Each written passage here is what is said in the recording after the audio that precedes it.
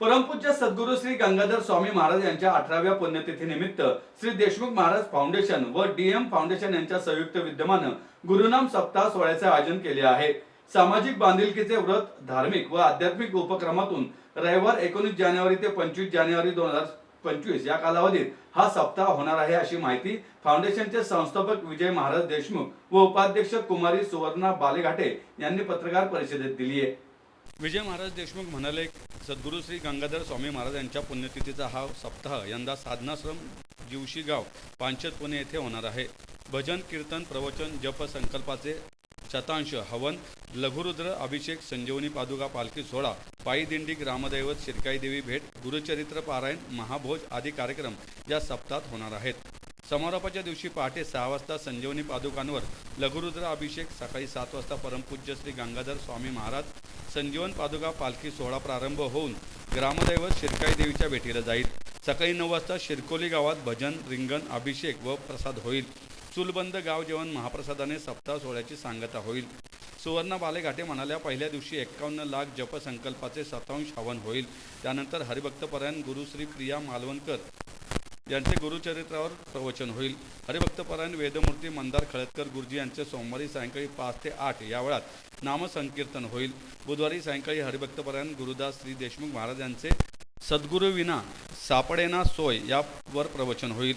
भागवताचार्य हरिभक्तपरायण चंद्रकलाताई आळंदीकर, पासलकर शिक्षण संस्था दासवे येथील हरिभक्तपरायण श्याम पासलकर, फलटण येथील हरिभक्तपरायण देवीदास महाराज शिळीमकर यांची कीर्तन सेवा, तर गव्य सिद्ध चंद्रकांत विचारे यांचे गोमातेवर मार्गदर्शनपर व्याख्यान होणार आहे। अखेरच्या दिवशी दत्तधाम सिंदगाव येथील बाळकृष्ण महाराज मठाधीश महेश महाराज व प्रख्यात भविष्यवेत्ता निशांत भारद्वाज देश आणि सनातन धर्म यावर मार्गदर्शन करतील, अशी माहिती बालेघाटे यांनी दिली।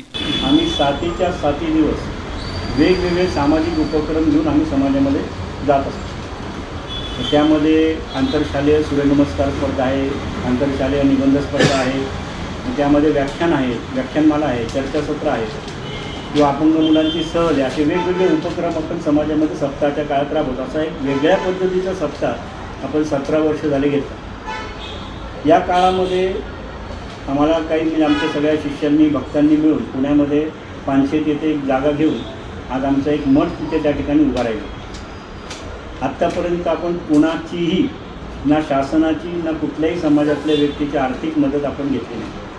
आज यातला सगळ्यात महत्त्वाचा मुद्दा आहे, जे काही आपले शिष्य आहेत आपले भक्त आहेत त्यांनीच जो काही निधी उभा केला त्याच्यावरच हा उत्सव होतो, त्याच्यावरच हा मठाची आपण स्थापना केली। त्यामुळं ह्या वर्षापासून आपण हा सगळा उत्सव पारंपरिक पद्धतीने पानशेत या गावामध्ये गिवशी गावामध्ये आपलं जिथे मठ आहे तिथं करण्याचं ठरवलं। यंदाच्या वर्षीच्या उत्सवामध्ये आपला पूर्ण उत्सव हा कीर्तन सप्ताहाच्या पद्धतीने असणार। वेगवेगळे महाराज अनेक ठिकाणावरून येऊन आपल्या मठामध्ये कीर्तन करणार आहे। त्याचबरोबर आम्ही सामाजिक गोष्ट सोडलेली असंही नाही आहे। आमचे जे काही सामाजिक उपक्रम आहेत त्यामध्ये गाव स्वच्छता मोहिमेपासून तर त्या भागामध्ये जो रिमोट भाग आहे, जिथं कुठं रेंज लागत नाही, जिथं फार त्याची जंगल वस्ती आहे, त्या भागामध्ये एकच शाळा आहे। जवळजवळ 15 ते 20 किलोमीटरपर्यंत तिकडं दवाखानासुद्धा नाही, तर तिथल्या लोकांचे अनेक प्रश्न आहेत। तर त्यासाठीसुद्धा आपण आता आरोग्य तपासणी शिबिर घेणार आहोत। तिथल्या त्या एका शाळेमध्ये आपण योगाचा प्रचार प्रसार करण्यासाठी योग शिबिर पण घेणार आहोत आणि त्या गावामध्ये स्वच्छता मोहिमेच्या बरोबर एक आरोग्य तपासणी शिबिर पण घेणार आहोत, जिथे आपण त्यांना औषधं वगैरे सगळं मोफत वाटप करणार आहोत। असे सामाजिक उपक्रमसुद्धा त्या ठिकाणी असणार आहे। आणि सगळ्यात आपण म्हणतो उत्सवाचा एक कळस असतो, तसं या उत्सवाचा कळस म्हणजे शेवटच्या दिवशी जो महाराजांच्या पुण्यतिथीचा दिवस आहे 25 तारखेला, त्या दिवशी पालखी सोहळा असणार आहे। त्या गावामध्ये आजूबाजूच्या पंचक्रोशीमध्ये शिरकाई देवी म्हणून आहे, म्हणजे शिरकोळी गाव जे आहे शिरक्यांची कुलदेवता, शिरक्यांची कुलदेवी छत्रपतींपासून त्या देवतेचा हे आहे, त्याला वारसा आहे। तर त्या देवतेचा भेट महाराजांच्या पादुका आपण संजीवनी पादुका या ठिकाणावरून तिथं घेऊन जाणार आहे। ही पहिल्यांदाच आत्तापर्यंतच्या शिरकाई देवीच्या इतिहासामधली पहिल्यांदा ही भेट होणार आहे आणि हा उत्सव त्या गावामध्ये ह्याच्या आधी कधीही झालेला नाही।